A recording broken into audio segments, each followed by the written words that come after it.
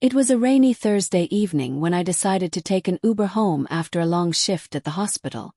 The streets were slick, reflecting the city lights like broken shards of glass. I hurriedly got into the car, grateful for the warmth and dryness it offered. The driver greeted me with a polite nod, but there was something off about him. His smile was faint, but his eyes, they were empty, almost too still, like he was staring into a place I couldn't see. I shrugged it off, telling myself I was just tired. The ride started quietly. No music, no idle chatter, just the soft hum of the engine and the rhythmic swish of the windshield wipers. I tried small talk. "Long day?" "Yes." He nodded but didn't answer. His eyes stayed fixed on the road, but it felt like they were looking right through me. A chill crawled up my spine, but I kept telling myself I was imagining things. About 15 minutes in, as the city lights faded and the streets grew darker, I felt it. A presence in the back seat. My heart jumped. I wasn't alone. Slowly, I glanced into the rearview mirror and froze. There was a man sitting behind me, his face shadowed, his features indistinguishable. He didn't move. He didn't blink. He just stared.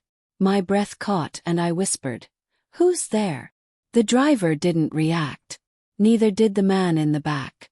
Panic surged through me as I fumbled for my phone, but it was dead. No signal, no battery, nothing. I tried opening the doors, but they were locked. I couldn't escape. The shadowy figure leaned closer, and I could feel the cold radiating off him. In that instant, I realized something was horribly wrong. This was not a normal ride. Suddenly, the car lurched violently. The world outside twisted. The familiar streets were gone, replaced by an endless, dark road flanked by trees that loomed like silent sentinels. My pulse raced. The figure whispered my name, not with a voice I could hear, but one I felt inside my head. "Emily!" It hissed. My instincts screamed at me to run, but I was trapped.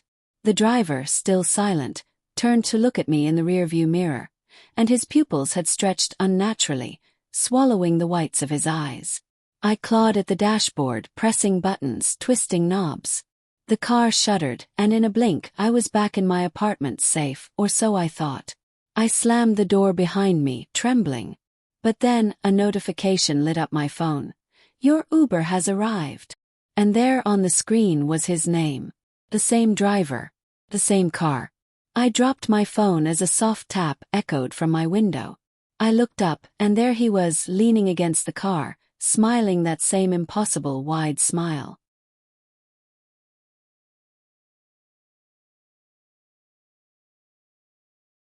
It was nearly midnight when I requested an Uber after a late shift at the office. The streets were quiet, almost eerily so, and the occasional street lamp flickered as if struggling to stay alive. I remember thinking how strange it was that my driver arrived so quickly. It was usually at least 10 minutes. I shrugged it off as luck and got into the car. The driver greeted me without a word, his eyes flicking to mine for just a second, then back to the road. The car smelled faintly of damp fabric and something I couldn't identify. I tried small talk, asking how his night was, but he didn't answer. Instead, he hummed a low tune, barely audible, like it was coming from somewhere deep inside him. About 10 minutes into the ride, I noticed movement in the rearview mirror. At first, I thought it was my reflection, but then I saw it. Someone sitting silently in the back seat. I hadn't seen anyone get in. The figure's face was pale, almost translucent in the dim light of the dashboard, and their eyes were fixed on me with an intensity that made my stomach knot. I tried to convince myself it was a prank, or maybe I was imagining things, but the figure leaned forward slightly, and I could feel a chill crawl along my spine. "Who are you?" I whispered, my voice trembling. The driver didn't respond. He kept his hands on the wheel, his expression perfectly neutral, almost detached. The figure in the back tilted its head in a strange, unnatural way, and I swear I heard a whisper, not through my ears but directly inside my head. "Don't get out." My pulse spiked and I fumbled for my phone. No signal. The air in the car felt heavy, almost suffocating. My knuckles whitened as I gripped the seat, trying to stay calm to think clearly.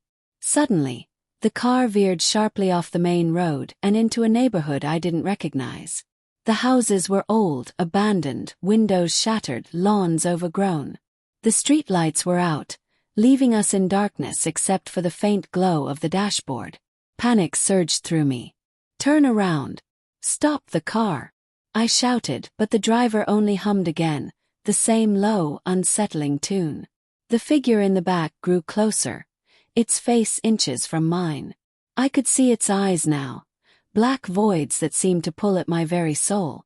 It didn't speak, but I felt a command echo in my mind: stay. Forever. I slammed my hands against the dashboard, tried to open the door, but it was locked. The windows wouldn't budge. Minutes stretched into what felt like hours. The humming grew louder, almost deafening, and the figure reached out, its hand cold as ice, touching my shoulder. I screamed, and the car jolted violently. The next thing I knew, I was lying on the sidewalk in front of my apartment building.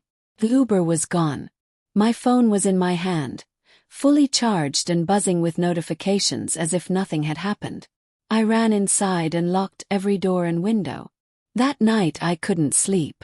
And weeks later, I learned from a news article that a man matching my driver's description had been missing for months, reported as last seen driving his car at night. I've never requested an Uber at night since.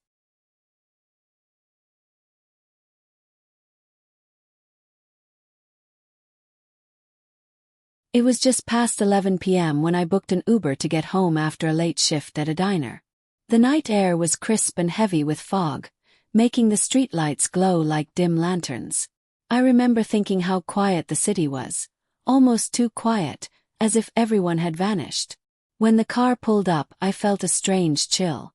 The driver looked normal enough, middle-aged, polite smile, but something in his stare made me tense.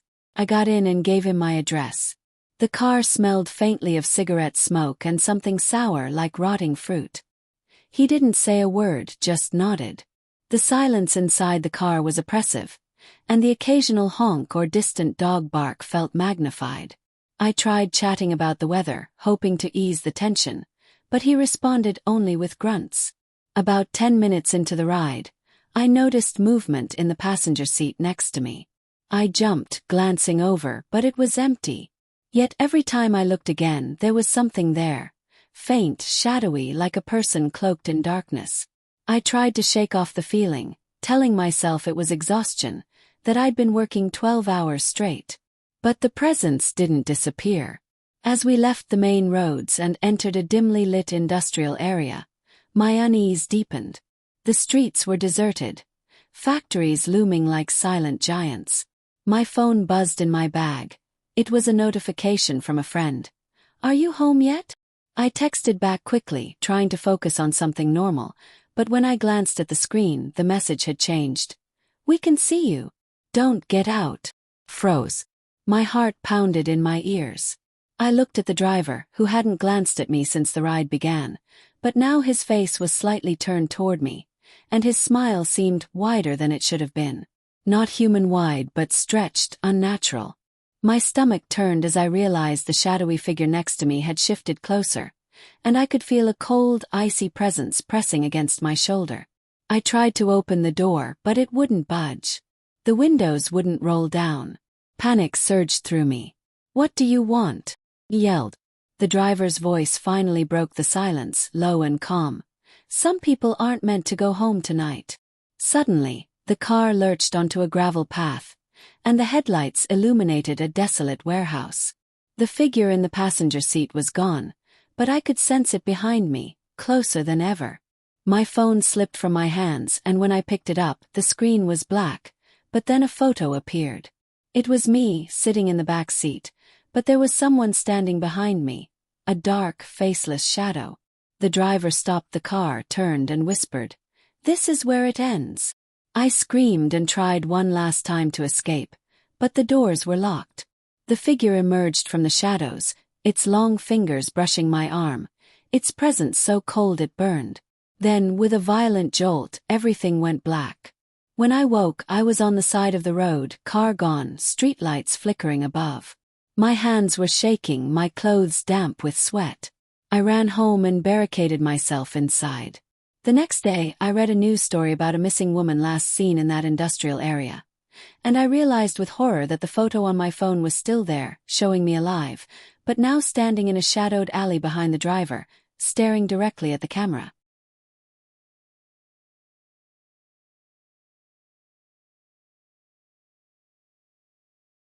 It was a foggy Friday night when I hailed an Uber after a late meeting. The streets were nearly empty, and the fog clung to the streetlights, casting long, blurry shadows. When the car arrived, I noticed the driver was unusually quiet. His eyes hidden behind thick glasses. He didn't smile, didn't greet me, just nodded as I got in. The air inside the car smelled faintly metallic, like blood mixed with wet concrete. The ride started normally enough, but after a few minutes, I noticed the driver kept glancing in the rearview mirror as if checking something behind me. I laughed nervously, trying to joke. "Something back there?" But he didn't respond. The silence returned, thick and suffocating. My stomach twisted with unease, but I tried to ignore it. Then, about 15 minutes into the drive, I saw a reflection in the back window. Someone was sitting there. I quickly turned, but the back seat was empty. My pulse quickened. I thought maybe it was my imagination, a trick of the fogged windows and streetlights. But then I heard it, a soft whisper right in my ear. "Why are you leaving so soon?" I spun around. No one. My heart pounded, and I grabbed my phone, hoping to call someone, but no signal. The driver didn't react to my panic, and the road ahead became unfamiliar, twisting into streets I had never seen before. "Where are we going?" I demanded. His only answer was a faint chuckle, low and unnerving, echoing through the car like it came from somewhere else entirely. Suddenly the temperature dropped. I could see my breath in the dim glow of the dashboard. The whispering grew louder, now multiple voices overlapping, all asking the same thing. "Stay!" My hands shook as I tried to open the door, the handle cold and immovable. The driver's eyes met mine in the rearview mirror, and they weren't human. They were black, endless voids that seemed to reach into my soul. I tried to fight, yelling, pounding the dashboard, but the car moved faster, deeper into the fog, as if the city itself had disappeared behind us. Out of the corner of my eye, I saw figures forming in the mist, people with blurred faces, standing silently, waiting. They reached toward the car, their hands grasping at the windows, leaving streaks of wet, cold prints that couldn't be wiped away. The car stopped abruptly, and the driver opened his door without a word. He gestured for me to get out. Terrified, I hesitated, but something forced me forward. The fog swallowed me, and the figures closed in. I stumbled, heart hammering, but when I finally looked back at the car, it was gone. Weeks later, I tried to piece together what happened. My Uber history showed the ride had never existed. My phone had no record of it, no driver assigned, no route taken. But sometimes at night when I'm alone, I see a notification pop up. "Your Uber has arrived." And I know deep down that if I get in, I may never leave.